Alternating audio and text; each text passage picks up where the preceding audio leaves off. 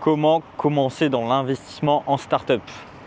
Alors j'aime bien rappeler que moi je viens du milieu de la crypto-monnaie où j'ai commencé à diversifier en 2021 sur des startups pour la seule et unique raison que j'avais trop de cash et que je cherchais un moyen de diversifier tout en ayant un gros potentiel de hausse sans pour autant m'exposer au marché financier. Parce que la crypto ou les marchés financiers, S&P 500, peu importe, c'est tous soumis au marché financier, macroéconomie, etc.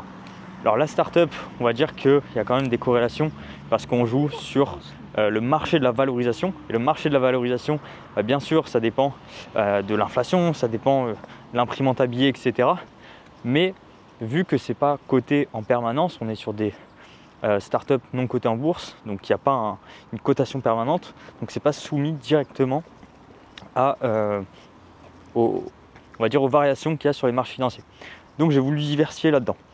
Comment je m'y suis pris? Tout simplement, je suis allé sur ce qu'on appelle des club deals, donc c'est des clubs d'investissement qui permettent de regrouper, on va dire, des investisseurs pour investir sur des startups. Et c'est ça tout le problème, c'est qu'aujourd'hui il y a de plus en plus de club deals qui apparaissent depuis 3-4 ans, mais il n'y a pas du tout de formation. Et du coup, c'est un peu investir les yeux fermés en mode ok, j'ai investi dans ce club deal là, donc j'achète l'abonnement au club, on va dire, et puis ensuite ils prennent des frais sur mes investissements en startup. Ok. Par contre, on investit un peu les yeux fermés en se disant ok, le mec qui a le club deal, il sélectionne les startups en amont. C'est vrai. Par contre, chacun a un profil d'investisseur différent et si on investit avec le leader, on va dire, de ce club deal, eh bien, on adopte le même profil d'investisseur que cette personne. Or, du coup, moi, quand je l'ai fait en 2021, ça a marché, mais j'ai dû arrêter au bout de 6 mois parce que j'avais plus de cash. Le marché crypto, il a trop chuté. Donc voilà, je mettais des tickets sur plein de startups. Et puis ensuite, j'ai plus pu suivre puisque j'avais plus d'argent.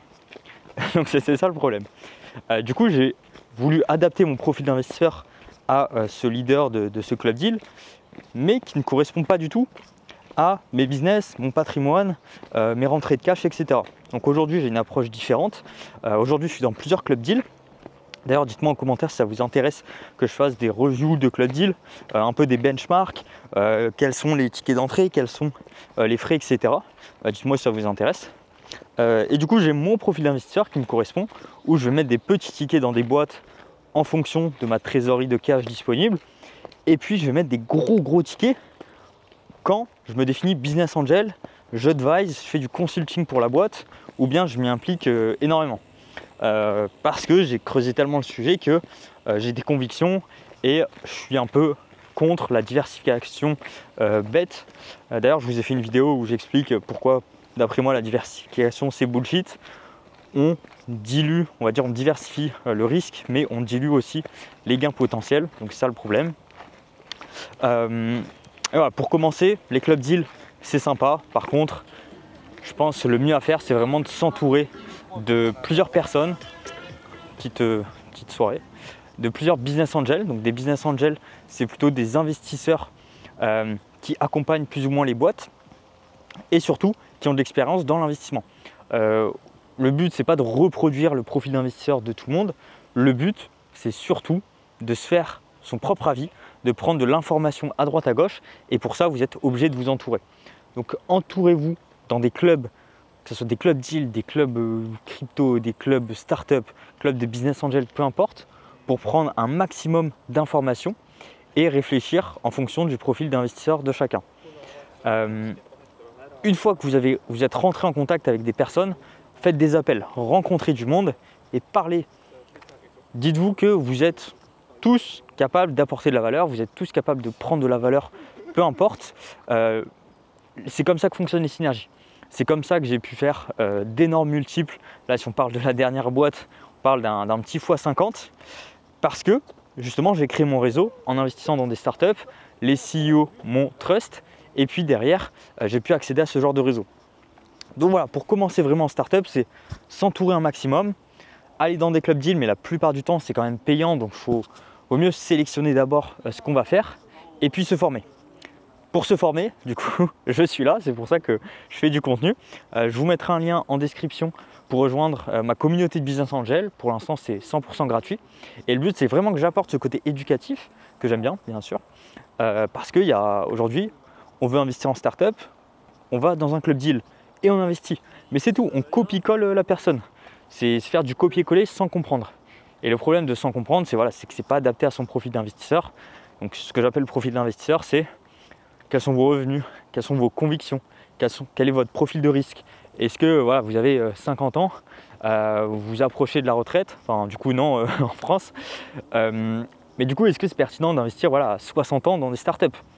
Pour moi je ne pense pas, sauf si il y en a vraiment une qui vous plaît, vous avez des convictions et vous voulez soutenir un projet qui peut changer l'avenir du monde. Mais voilà, suivant l'avancée, on va dire patrimoniale, il y a des choses qui ne sont pas forcément très pertinentes. Ça ne veut pas dire que j'ai fait des gros multiples, que ce soit en crypto, en startup ou autre, qu'il faut copier-coller. Parce que déjà, c'est pas hyper réplicable, vu qu'on rentre sur des instants T et on ressort des instants S, on va dire. Mais voilà, il faut vraiment adapter tout ça à son profil d'investisseur. Et pour le faire, il faut apprendre à se connaître, il faut rencontrer du monde, il faut parler à des investisseurs, quelles erreurs ils ont fait, quels ont été leurs échecs, leur réussite dans le monde de l'investissement global et startup, pour vraiment définir son propre profil. Dans tous les cas, c'est possible, mais voilà, de mettre un billet, et le premier billet, on fait des fois 100 en startup. Il y a des coups de chance qui rentrent en jeu, il y a aussi de l'expérience qui rentre en jeu. Comment sélectionner, voire sur-sélectionner une boîte.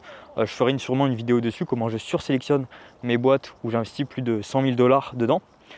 C'est que je passe des milliers d'heures sur la boîte, je les advise, je les accompagne pour faire en sorte que ça réussisse, parce que j'ai des convictions. Mais voilà, vraiment définir au maximum son profil d'investisseur, rencontrer du monde, aller dans des clubs deals et également suivre mon contenu. Je vous mettrai en description le lien du club Business Angel. Je vais faire une grosse formation sur l'investissement en startup, comment ça fonctionne, où aller chercher l'information. Donc n'hésitez pas à follow et mettre un petit like.